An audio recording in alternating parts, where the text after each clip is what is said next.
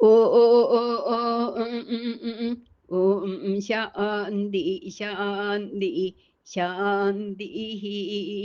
ഹരി ഓം. ശ്രീ ഗുരുഭ്യോ നമഃ. ഹരി ഓം.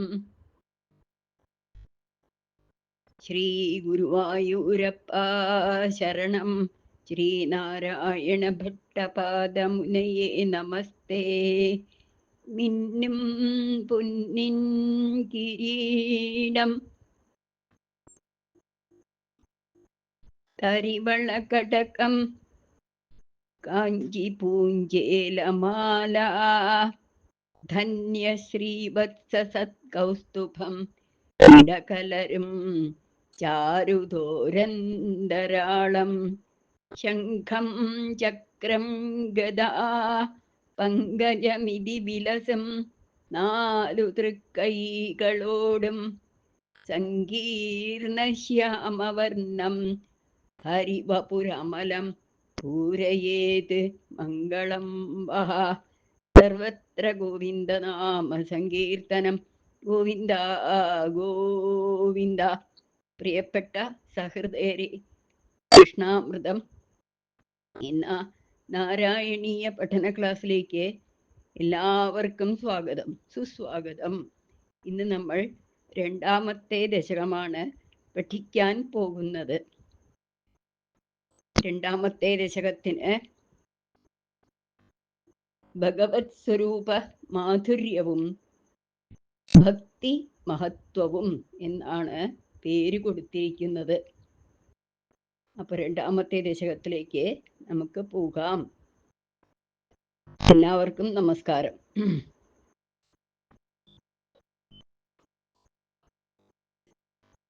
സൂര്യസ്പർദ്ധി കിരീടം ഊർധ്വതിലക പ്രോദ്ഭാസി ഭാലാന്തരം.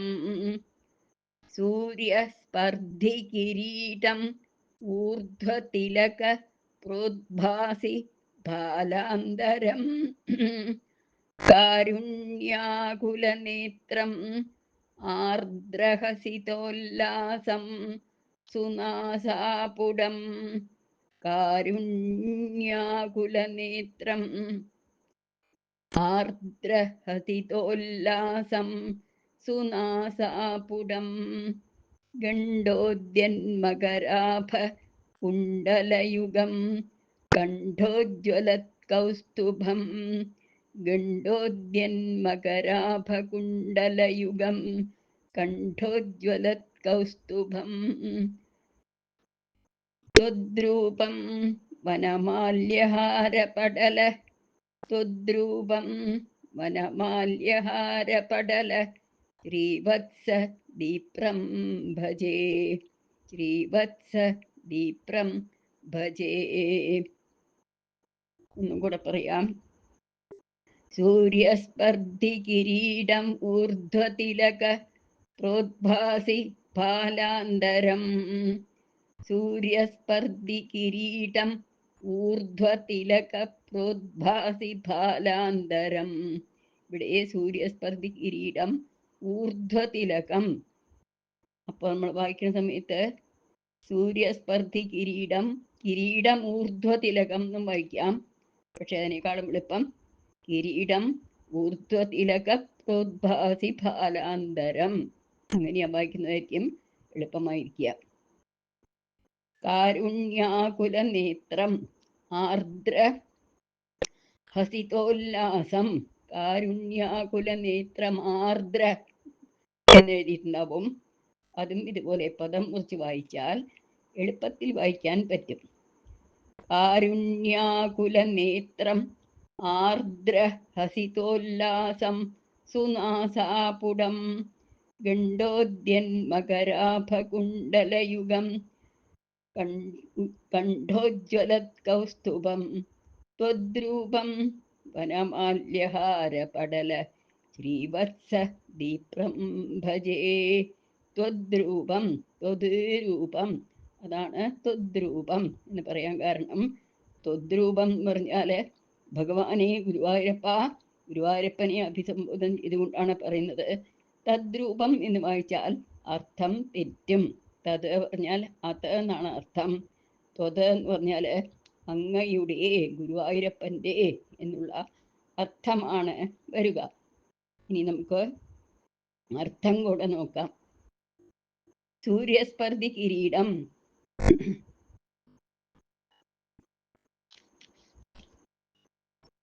സൂര്യനേക്കാളും ശോഭയേറിയ കിരീടം.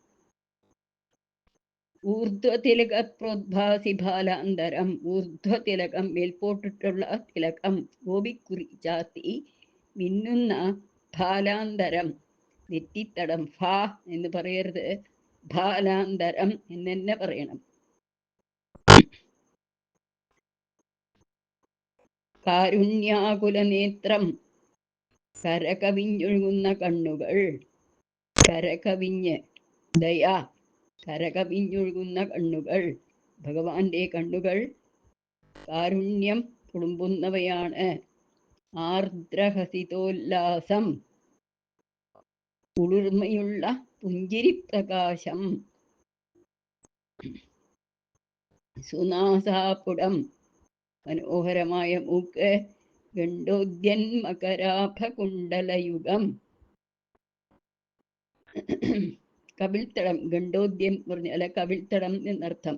കവിൾത്തടങ്ങളിൽ പ്രതിഫലിച്ചു വിളങ്ങുന്ന മകരകുണ്ടലങ്ങൾ, തിളങ്ങുന്ന മകരകുണ്ടലങ്ങൾ. കണ്ഠോജ്വല കൗസ്തുഭം, കണ്ഠത്തിന് ശോഭ കൂട്ടുന്ന കൗസ്തുഭം എന്നിവയാലും. വനമാല്യഹാരപടല ശ്രീവത്സദീപ്രം.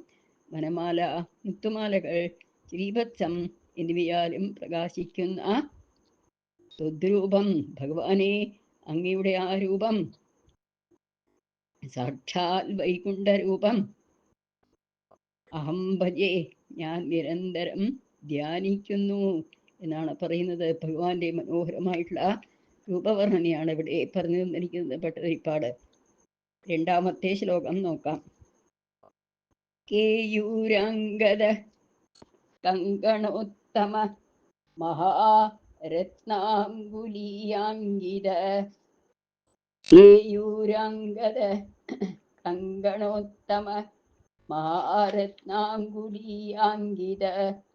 ശ്രീമദ് ബാഹുചതുഷ്ക സംഗദഗദാശങ്കാരി പങ്കേരുഹാം. ശ്രീമദ് ബാഹു ചതുഷ്ക സംഗദ ഗദാ ശങ്കാരി പങ്കേരുഹാം. കാഞ്ചിത് കാഞ്ചന കാഞ്ചി ലാഞ്ചിത ലസത്. കാഞ്ചിത് കാഞ്ചന കാഞ്ചി ലാഞ്ചിത ലസത്. പീതാംബരാലംബിനീം, പീതാംബര ആലംബിനീം. ആലംബേ വിമലാംബുജദ്യുതിപദാം മൂർത്തിം തവാർത്തിച്ഛിതം.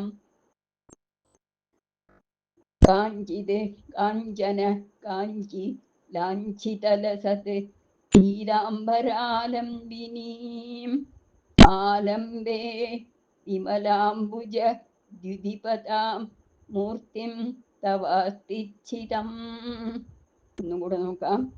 കേയൂരാംഗദ കങ്കണോത്തമ മഹാരത്നാംഗുലീയാംഗിത. ശ്രീമദ് ബാഹു ചതുഷ്ക സംഗദ ഗദാ ശങ്കാരി പങ്കേരുഹാം. കാഞ്ചിത് കാഞ്ചന കാഞ്ചി ലാഞ്ചിത ലസത്. പീതാംബരാ പീതാംബരാലംബിനീം. ആലംബേ വിമലാംബുജദ്യുതിപദാം മൂർത്തിം തവാർത്തിച്ഛിതം. ഇവിടെ നോക്കാം. കേയൂരാംഗദ കങ്കണോത്തമ മഹാരത്നാംഗുലീയാംഗിത. ശ്രീമദ് ബാഹു ചതുഷ്ക സംഗത ഗദാശങ്കാരി പങ്കേരുഹാം. ഇവിടെ പദങ്ങളൊന്നും മുറിക്കാനില്ല. കാഞ്ചിത് കാഞ്ചന കാഞ്ചി ലാഞ്ചിത ലസത്. പീതാംബരാലംബിനീം. ആലംബേ പീതാംബരാലംബിനീം. ആലംബേ എന്ന് കാണും. അതിനേക്കാൾ എളുപ്പമായിട്ട് പീതാംബരാലംബിനീം ആലംബേ വിമലാംബുജ ദ്യുതിപദാം മൂർത്തിം തവാർത്തിച്ഛിതം. ഇതിൻ്റെ അർത്ഥം കൂടി ഒന്ന് നോക്കാം. കേയൂരാംഗദ കങ്കണോത്തമ മഹാരത്നാങ്കുലീയാങ്കിത. കേയൂരങ്ങൾ, അങ്കദങ്ങൾ, ശ്രേഷ്ഠങ്ങളായ കൈവളകൾ, വിലയേറിയ വലിയ രത്നങ്ങൾ പതിച്ച മോതിരങ്ങൾ, ശ്രീമദ് ബാഹുചതുഷ്ക സംഗത ഗദാശങ്കാരി പങ്കേരുഹാം.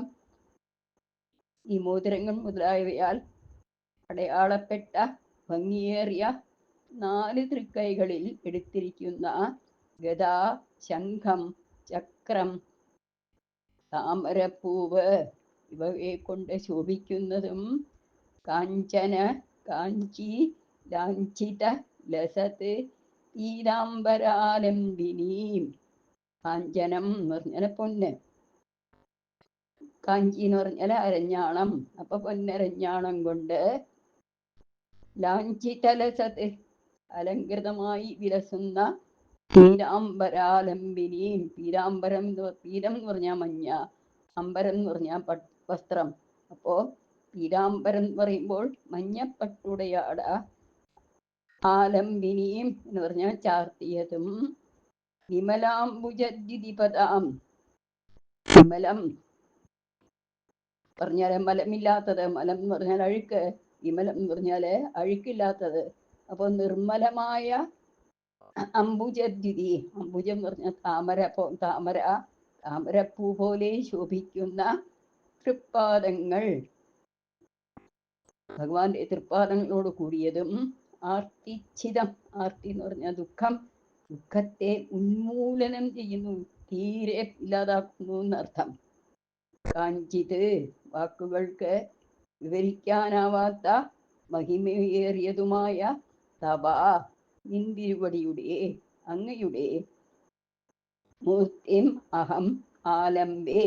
ആ വിഗ്രഹത്തെ, ആ ശരീരത്തെ ഞാൻ ശരണം പ്രാപിക്കുന്നു എന്നാണ് ഭട്ടതിരിപ്പാട് ഗുരുവായൂരപ്പനോട് പറയുന്നത്. വളരെ മനോഹരമായിട്ടുള്ള ഒരു ശ്ലോകമാണ് ഈ 2 ശ്ലോകവും. വ്യാസഭഗവാൻ ഭാഗവതത്തിൽ ഭഗവാനെ കുറിച്ച് അവിടെ ഭംഗിയുള്ള സ്തോത്രങ്ങളെ കൊണ്ട് കേശാധിപാദം പാദാതികേശം വർണ്ണിക്കുന്നത് പോലെ ഭട്ടതിരിപ്പാടും ഈ ഭഗവാന്റെ മനോഹര രൂപത്തെക്കുറിച്ച് വർണ്ണിച്ചു തരുന്നു. നാരായണീയത്തിലുടനീളം ഈ വർണ്ണന നമുക്ക് കാണാൻ സാധിക്കും. ഇതൊക്കെ ധ്യാന ശ്ലോകമായിട്ട് മഹാത്മാക്കൾ പറയാറും ഉണ്ട്. അത്രയധികം വിശിഷ്ടമായിട്ടുള്ള ശ്ലോകങ്ങളാണ് 1-ാമത്തെയും 2-ാമത്തെയും ശ്ലോകങ്ങൾ. ഭഗവാന്റെ ശിരസ് മുതൽ പാദം വരെയാണ് വർണ്ണിച്ചിട്ടുള്ളത് ഇവിടെ. അതേപോലെ 100-ാമത്തെ ദശകത്തിൽ പ്രത്യേകമായിട്ട് വർണ്ണിക്കുന്നുണ്ട്. അതിൻ്റെ ഒരു ചുരുങ്ങിയ വർണ്ണനയാണ് ഈ ദശകത്തിൽ 1-2 ശ്ലോകത്തിൽ കൊടുത്തിരിക്കുന്നത്. കേയൂരം, അങ്കദം എന്ന് പറഞ്ഞാൽ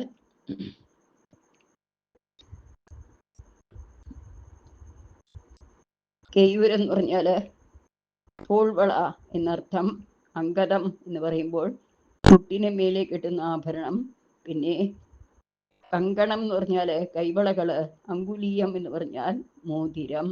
ഇങ്ങനെയാണ് കേയൂരാംഗത കങ്കണോത്തമ മഹാരത്നാങ്കുലീയാങ്കിത. അങ്കുലീയാങ്കിത മഹാരത്നങ്ങളെ കൊണ്ടാണ് ഈ ആഭരണങ്ങളൊക്കെ തീർത്തിട്ടുള്ളത്. ഗുരുവായൂരപ്പ, ആഭരണങ്ങളൊക്കെ ധരിച്ചവനില്ലേ അവിടുന്ന് തന്നെ രക്ഷിക്കണേ. അവിടുത്തെ പാദങ്ങളിൽ ഞാൻ നമസ്കരിക്കുന്നു, ഞാൻ ശരണം പ്രാപിക്കുന്നു എന്ന് ഭട്ടതിരിപ്പാട് പറയുമ്പോൾ നമുക്ക് ഈ ശ്ലോകം പഠിക്കുന്ന സമയത്ത് അല്ലെങ്കിൽ നമ്മൾ ധ്യാനിക്കുന്ന സമയത്ത് ഗുരുവായൂരപ്പനോട് പറയാലോ, അല്ലേ? ആ സ്വാതന്ത്ര്യം നമുക്ക് എല്ലാവർക്കും തന്നിട്ടുണ്ട്. എല്ലാവർക്കും നമസ്കാരം. ഇനിയുള്ള ശ്ലോകങ്ങൾ ഇനി നമുക്ക് ശ്രവിക്കാം.